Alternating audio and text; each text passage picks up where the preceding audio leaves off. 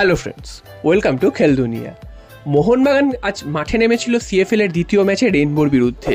তো সেই ম্যাচেও জয় ধরা মোহনবাগানের। মোহনবাগান প্রথমে 2 গোল করে এগিয়ে যায়, তবে সেই 2 গোলও কিন্তু মোহনবাগান ধরে রাখতে পারেনি ডিফেন্সের ব্যর্থতায়, এবং সেই 2 গোল কিন্তু প্রথমার্ধেই শোধ করে দেয় রেইনবো, এবং তারপর কিন্তু একাধিক সুযোগ পেয়েছিল রেইনবো এবং তারা কিন্তু গোল করে জিতেও যেতে পারতো। সেদিক থেকে দেখতে গেলে মোহনবাগান একদম খেলতেই পারেনি।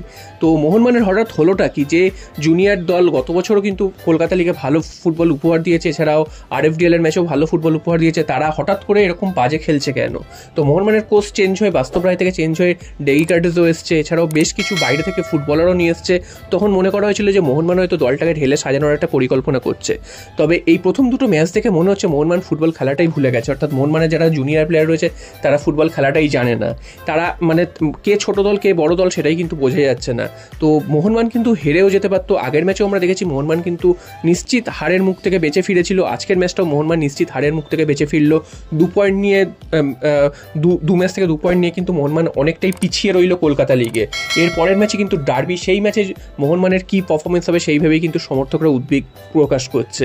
তো মোহনবাগানের পারফরমেন্স একদমই ভালো হয়নি, এবং মোহনবাগানকে ইমিডিয়েট কিন্তু এই দিকগুলো নজর দিতে হবে। সেটা ডিফেন্স হোক বা অফেন্স হোক, যে কোনো জায়গায় মিডফিল্ড কোনো জায়গাতেই কিন্তু মোহনবাগান খেলতে পারেনি। খুবই জঘন্য ফুটবল উপহার দিয়েছে। লাস্ট 2টো ম্যাচেই আমরা দেখেছি, প্রথম ম্যাচ বলে সেটা সমর্থকরা অতটা কিন্তু কিছু মনে করেনি, মনে করা হয়েছিল প্রথম ম্যাচ মানাতে সময় লাগবে। তবে আজকে দ্বিতীয় ম্যাচেও কিন্তু একই ছবি, এবং রেইনবো যে খুব কঠিন শক্ত প্রতিপক্ষ তা কিন্তু একদমই নয়। তবে তার মোহনবাগানের পারফরমেন্স কিন্তু একদমই হতশ্রী। তো এরকম পারফরমেন্স চলতে থাকলে মোহনবাগান কিন্তু কলকাতা লিগে মুখ থুবড়ে পড়বে বলাই যায়। এরপর চলে আসি আরও একটা খবর, সেটা হচ্ছে ট্রান্সফার আপডেট নিয়ে। সেটা গতকাল রাতে মার্কাস মার্কুলাও জানিয়েছে যে মোহনবাগানে আসতে পারেন ভারতের আরও একজন গুরুত্বপূর্ণ প্লেয়ার। তো তিনি ভারতের জাতীয় দলেরই প্লেয়ার। তো কে হতে পারে সেটা নিয়ে কিন্তু গতকাল রাত থেকে জল্পনা। তো তোমাদের কিন্তু আমি বেশ কিছু নাম এর আগেই জানিয়েছিলাম যাদের সাথে মোহনবাগানের লিঙ্ক আপ হয়েছে। তাদের মধ্যে রয়েছে রহিম আলী, রয়েছে জিকসন সিং, রয়েছে ধীরাজ রয়েছে। তো এদের মধ্যে কেউ একজন আসতে পারেন। তবে এই মুহূর্তে যেটা মনে করা হচ্ছে রহিম আলী এবং ধীরাজের মধ্যেই যে কেউ একজন আসতে পারে। ধীরাজের আসার সম্ভাবনাটা অনেকটাই বেশি, কারণ মোহনবাগানের কিন্তু সেকেন্ড গোলকিপার বলতে খুব একটা স্ট্রং কেউ নেই।